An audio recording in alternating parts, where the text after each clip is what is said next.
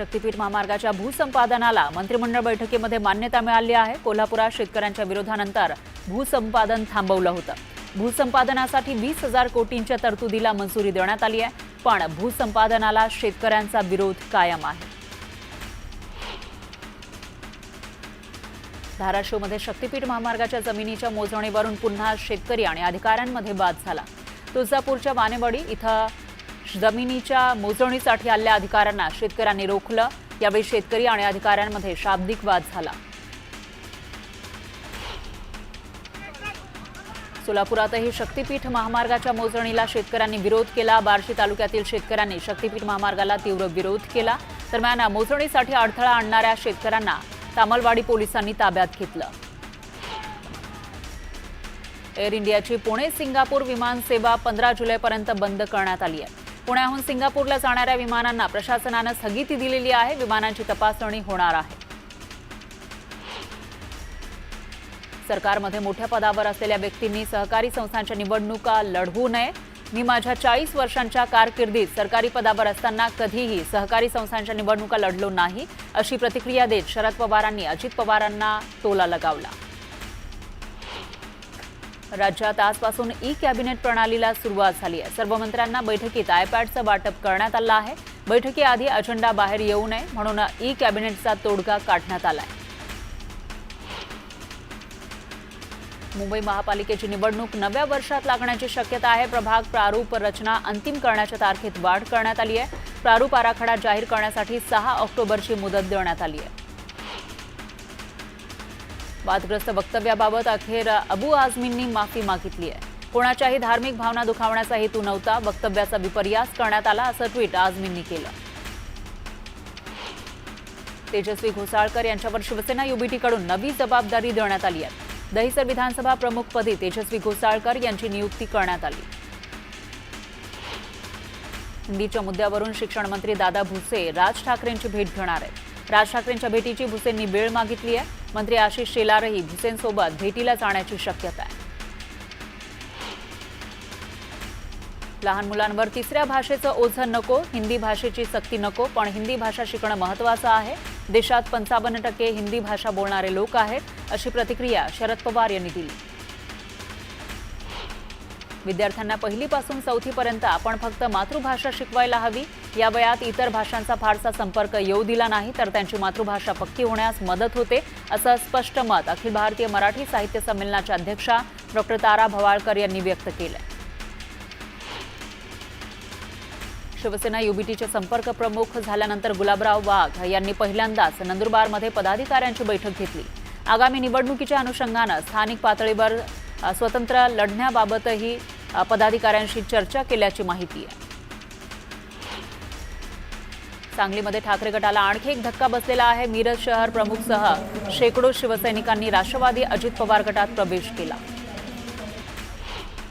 पालिका निवडणुकांना हिरवा कंदील दाखवल्यानंतर मिनी विधानसभा म्हणून ओळखल्या जाणाऱ्या जिल्हा परिषद निवडणुकीसाठी सर्वच पक्षांनी कंबर कसली आहे। यावेळी महायुतीत लढलो तरी बहुमत भाजपचंच असलं पाहिजे, असा आदेश जयकुमार गोरेंनी भाजपच्या कार्यकर्ता संवाद बैठकीत दिला।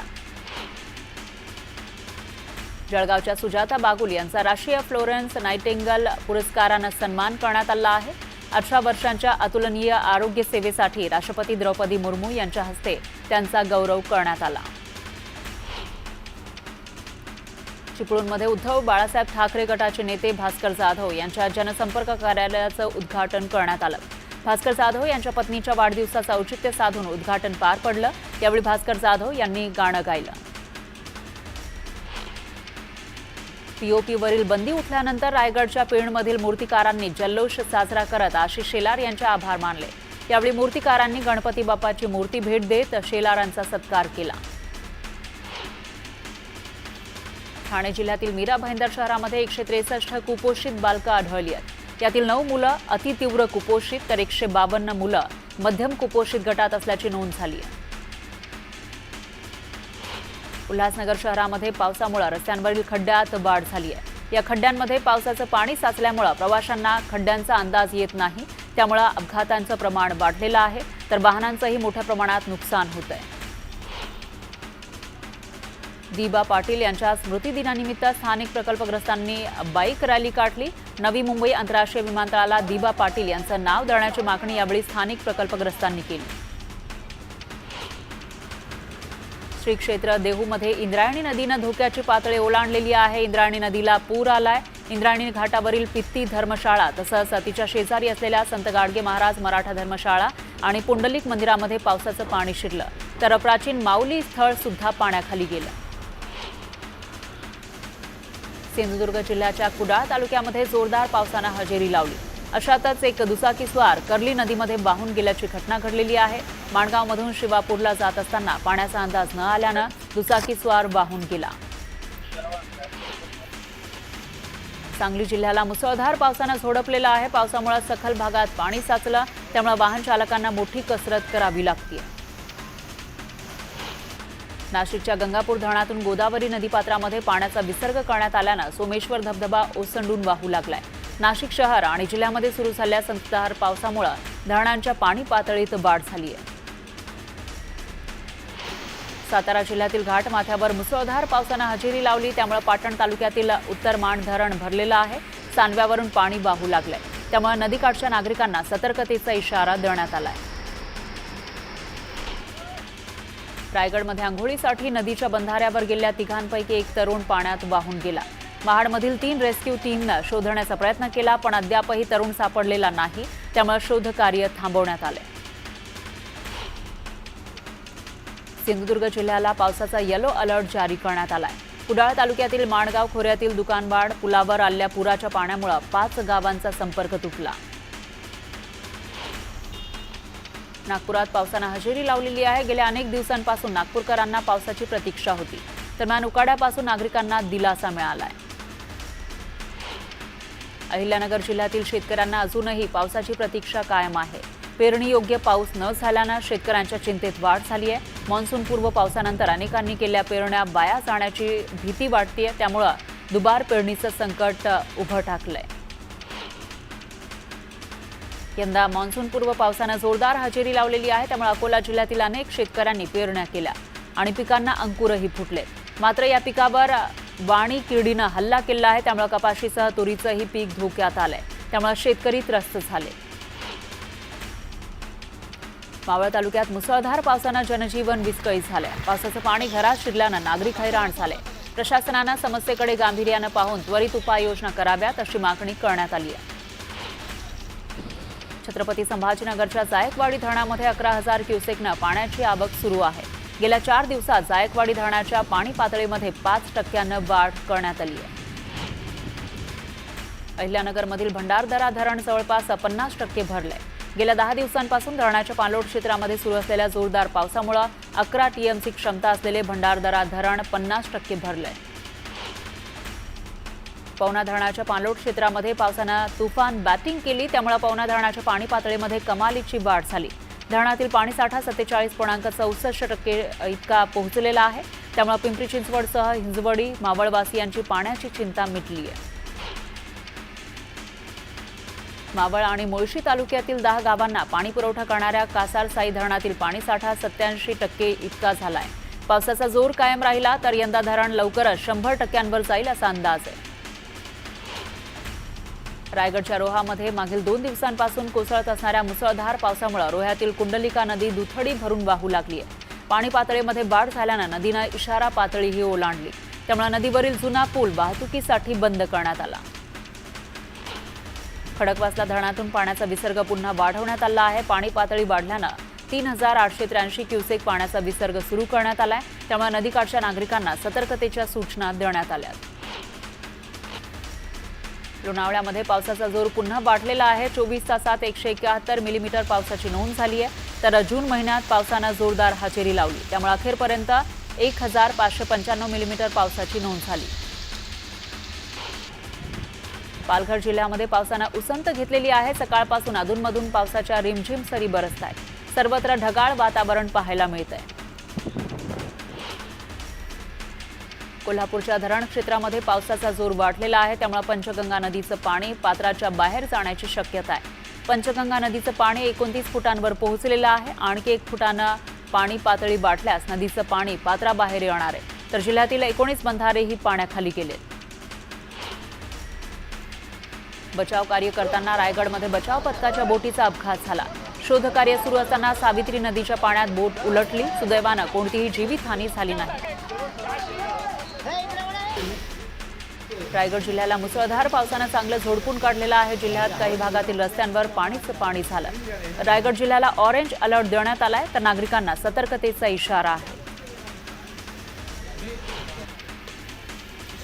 रायगडच्या कोलाड परिसरातून वाहणाऱ्या कुंडलिका नदीवर रिव्हर राफ्टिंगचा थरार अनुभवण्यासाठी पर्यटकांनी गर्दी केली. राफ्टिंग सोबतच इथल्या रिसॉर्टमध्ये देखील हाऊसफुल गर्दी झाल्याचं दिसून आलं.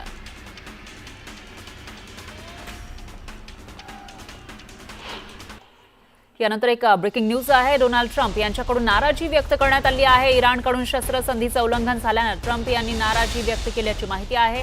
शस्त्रसंधीचं उल्लंघन केल्यामुळे ट्रम्प नाराज असल्याची माहिती आहे.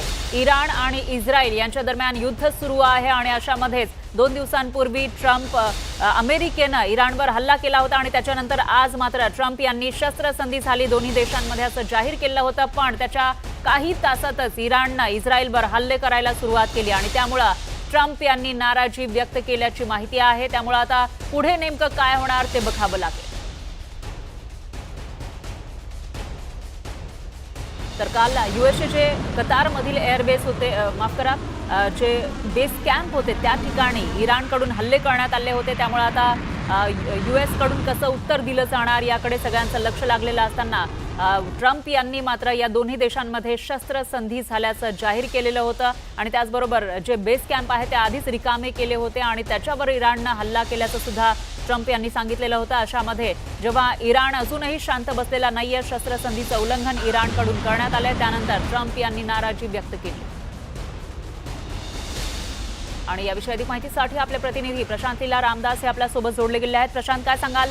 ट्रम्प ज्यांनी शस्त्रसंधीची घोषणा केली होती, माफ करा, प्रशांत बाग हे आपल्यासोबत जोडले गेले आहेत, त्यांच्याकडे आपण जाऊयात. प्रशांत सर, काय सांगाल? एकीकडे ट्रम्प यांनी हल्ला केला इराणवर, त्याच्यानंतर आज त्यांनी दोन्ही देशांमध्ये शस्त्रसंधी झाल्याची घोषणा केली, पण पुन्हा एकदा त्यांची ही जी घोषणा आहे ती फोल ठरल्याचं दिसतंय आणि त्याच्यातच आता ट्रम्प यांनी नाराजी व्यक्त केल्याची माहिती आहे. तर आपल्याला माहिती आहे की इराण आणि इस्रायल या दोघांच्या संघर्षातनं जग तिसऱ्या अणुयुद्धाच्या छायेत जात आहे की काय, अशा प्रकारचे अनेक प्रश्न उपस्थित झाले. या दोघांच्या संघर्षात अमेरिकेनं ज्यावेळेस उडी घेतली त्याच वेळेस अमेरिकेनं ठरलेली क्षेपणास्त्र आणि वेगवेगळ्या 6 स्थळांवर केलेले हल्ले, आणखी इराणने त्याचं दिलेलं प्रत्युत्तर, या सगळ्या विषयामध्ये जर का बघितलं तर एकाच रात्रीतनं म्हणजे की अवघ्या 12 तासात डोनाल्ड ट्रम्प यांचे 2 स्टेटमेंट. पहिल्या स्टेटमेंटमध्ये त्यांनी इराणला जो हल्ला केला होता आणि इस्रायलच्या बाजूने केला त्याचं समर्थन केलं. आणखी त्याच वेळेस त्यांनी आवाहन सुद्धा केलं की आता हे युद्धबंदी झालेली आहे, थोडक्यात इराणने आपली शस्त्र म्यान करावी, तलवार म्यान करावी, आणखी दोघांनी गुण्यागोविंदाने नांदावं, अशा प्रकारचं वक्तव्य हे डोनाल्ड ट्रम्प यांच्याकडे झालं. आणखी नेमकं हेच इराणच्या जिवारी लागलं आणि इराणने डोनाल्ड ट्रम्प यांनी जे केलेलं वक्तव्य आहे ते विश्वासात न घेता व्यक्त केलं की काय, अशा प्रकारचं प्रतिहल्ला करून हे उत्तर दिलेलं आहे. आणि हा सगळ्यात महत्वाचा टर्निंग पॉईंट यातला म्हटला जातोय. भारतीय प्रमाण वेळेनुसार संध्याकाळी 6 पर्यंत खरं तर या दोन्ही देशांना या शस्त्रसंधीचा जो दिकश घातलेला आहे किंवा जे डोनाल्ड ट्रम्प यांनी आवाहन केलंय किंवा जे वक्तव्य केलंय त्यानुसार कालावधी मिळालाय, पण तोपर्यंत इराणने केलेली ही कागाळी आणि हीच कागाळी ही या पूर्ण युद्ध घटनेतली सगळ्यात टर्निंग पॉईंट आहे. आणि याचमुळे दोघेही देशांना शांत आवाहन हे डोनाल्ड ट्रम्पच्या माध्यमातून केलं जरी जात असतं. बरोबर आहे प्रशांत. एकूणच आता पुढे नेमकं काय होतं ते बघावं लागेल. नाराजी तर व्यक्त केली आहे ट्रम्प यांनी, त्यामुळे आता पुढे ट्रम्प यांच्याकडून शांतीसाठी प्रयत्न केले जातात का, एखादी कारवाई ते करतात, याकडेही लक्ष असेल. याविषयीची अपडेट घेत राहूया. धन्यवाद तुम्ही दिलेल्या या सविस्तर माहितीसाठी.